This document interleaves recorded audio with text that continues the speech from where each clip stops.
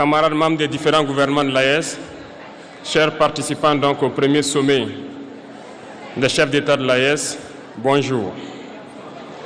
C'est un immense plaisir et un honneur de nous retrouver ici aujourd'hui, une date bénie, une date mémorable, le 6 juillet 2024, ici à Niamey. Avant tout propos, rendons grâce à Dieu qui a permis donc que ce jour soit. Nous lui disons merci pour tout ce qu'il a pu faire pour nous jusqu'à aujourd'hui et tout ce qu'il fera pour le peuple de l'AES. Permettez-moi également de rendre hommage au peuple nigérien. Ce peuple qui a tant souffert depuis l'avènement du CNSP et qui continue de rester debout. Merci aux Nigériens qui nous ont réservé un accueil chaleureux hier lorsque nous avons foulé le sol de notre patrie ici. Vous êtes plus que des amis, vous êtes plus que des voisins, vous êtes nos frères, vous êtes nos sœurs. Parce que la fraternité va au-delà de l'amitié ou du voisinage. Nous avons le même sang qui coule dans nos veines. Dans nos veines coule le sang de ces vaillants guerriers qui ont combattu et qui ont réservé ces terres que nous appelons Mali, Burkina et Niger. Dans nos veines coule le sang de ces vaillants guerriers qui ont aidé le monde entier à se débarrasser du nazisme et de beaucoup d'autres fléaux.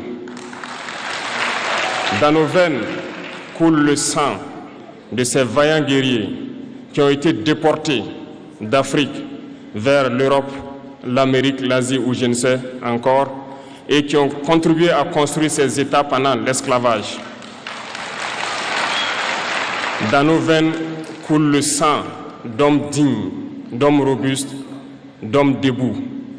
Et pour cela, soyons-en fiers et soyez remerciés d'être ressortissants de l'AES. L'Afrique, ce continent qui a tant souffert et qui continue de souffrir du fait des impérialistes. Ces impérialistes n'ont qu'un seul cliché en tête. L'Afrique est l'empire des esclaves. C'est comme ça qu'ils voient l'Afrique. Pour eux, les Africains les appartiennent. Nos terres les appartiennent. Nos sous-sols les appartiennent. Ils n'ont jamais pu changer de logiciel jusqu'à aujourd'hui. C'est déplorable. Mais comment procèdent-ils? C'est malheureusement depuis donc ces années 60 où ces simulacres d'indépendance ont été donnés à l'Afrique. Ils n'ont juste fait que placer des valets locaux à la tête, selon eux, de leur sous-préfecture pour pouvoir continuer à les alimenter. Ces valets locaux que nous allons qualifier aujourd'hui d'esclaves de salon n'ont d'autre repère que de chercher à vivre comme le maître, à satisfaire le maître et à faire tout ce que le maître lui dicte. Ils volent, ils pillent nos États, amènent tout chez le maître et leur richesse est conservée chez le maître. Ils font tout pour vivre comme le maître et toujours le satisfaire. Lorsque le maître commande, ils exécutent. Savez-vous qui sont ces esclaves de salon?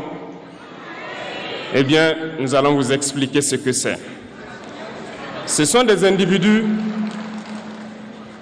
qui n'ont aucune dignité, qui n'ont aucune morale, qui n'ont aucune personnalité. Mais le maître esclave a toujours su identifier ces individus. Ils sont toujours prêts à trahir leurs frères pour satisfaire le maître. Ils nous ont trahis depuis l'indépendance et d'autres continuent jusqu'à aujourd'hui à nous trahir au profit de leur maître. Ces individus continuent toujours, contre vents et marées, à piller l'Afrique, à aider le maître à piller l'Afrique. Ils se plaisent à le dire chaque année Dans leur sondage économique, le Burkina est le pays le plus pauvre, le Mali est le pays le plus pauvre, le Niger est le pays le plus pauvre. Nous sommes classés parmi les derniers. Très bien, si nous sommes aussi pauvres qu'ils le disent, mais quand est venu le moment de prendre nos responsabilités, nous avons demandé à ces maîtres de quitter les lieux. Pourquoi ne veulent-ils pas partir? Lorsque nous prenons le cas du Niger, depuis plus de 40 ans, certains pays exploitent l'uranium pour produire de l'énergie chez eux. D'Ottawa jusqu'à Paris, les rues sont illuminées, c'est la lumière. Mais au Niger, c'est l'obscurité qui nous est servie. Lorsque vous partez dans nos États, nos sols sont troués de toutes parts pour rechercher les métaux précieux tels que l'or.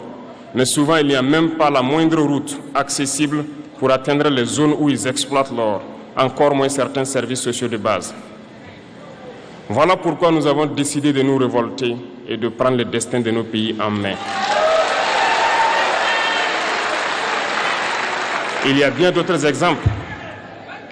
Mais lorsque nous avons décidé ainsi, eh bien, nous avons été approchés par certains esclaves de salon pour nous passer le message de leur maître. Parce qu'ils avaient créé cette sorte de chaîne polymère qui se relève à la tête de nos États pour les servir. Et nous sommes venus briser la chaîne. Et c'est inconcevable pour eux. Ils nous ont donc approchés et ils nous ont demandé de rentrer dans les rangs pour faire partir de l'élite qui doit diriger l'Afrique, parce qu'ils ont une élite formée et formatée qui doivent suivre, qui sont incrustés dans cette chaîne-là. Nous avons refusé de rentrer dans leur rang. Et dès lors, les hostilités ont commencé.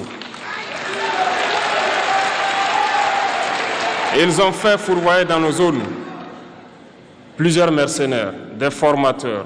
Les agents sont descendus dans le Sahel pour espérer mener des attaques barbares, lâches contre nos populations, espérer les révolter. En plus de ces attaques sur le terrain, les attaques communicationnelles, la manipulation, la désinformation battent son plein dans leur rang. Mais les peuples du Sahel ont compris et plus jamais on ne pourra les manipuler. Ils savent d'où ils viennent, ils savent ce qu'ils font et ils savent où ils partent.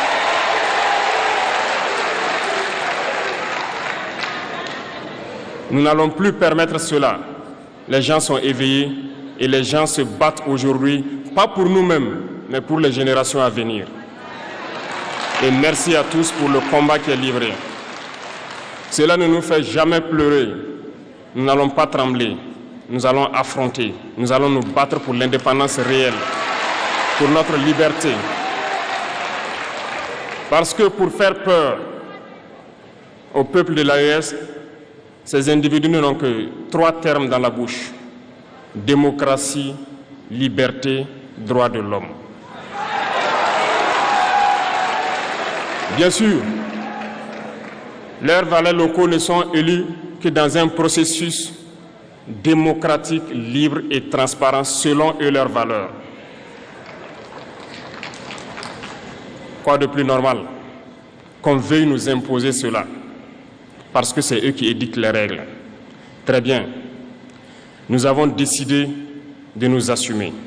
Voilà pourquoi un 26 juillet 2023, lorsque le Niger a décidé de tourner la page, les esclaves de salon et leurs maîtres sont montés sur les grands chevaux. Ils ont mis leurs valets locaux en avant et ont décidé de mener une guerre contre le peuple nigérien.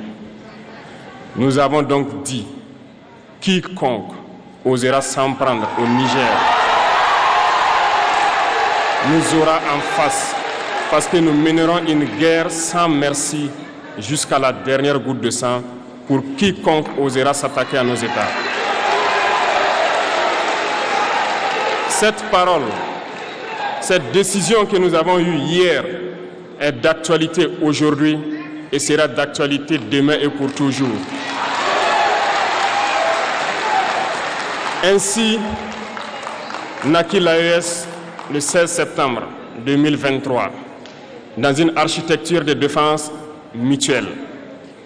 Mais nous avons jugé nécessaire de prolonger et d'agrandir donc l'architecture de l'AES. Ce qui nous rassemble aujourd'hui doit nous permettre d'aller sur d'autres terrains en plus de la défense, notamment les finances et l'économie, les infrastructures, la santé, l'éducation, bref, j'en passe. Je souhaite donc que ces moments soient pour nous une histoire que nous allons écrire pour l'AES, mais surtout pour l'Afrique et pour le monde entier. Que Dieu illumine tout un chacun de nous. Que Dieu nous inspire dans ces tâches qui nous sont confiées. Et surtout, que lorsque nous faisons tous nos travaux, que nous ayons en tête une seule chose, l'intérêt suprême de nos populations. Sur ce, nous prions encore une fois de plus, bon Dieu, qu'il nous accompagne tous dans nos différentes tâches, qu'il protège nos combattants, qui, grâce à eux, nous permettent d'être assis ici et d'échanger autour de l'avenir de nos États. Soyez donc remerciés une fois de plus, peuple nigérien. Soyez unis et solidaires, peuple de l'AES, la patrie ou la mort.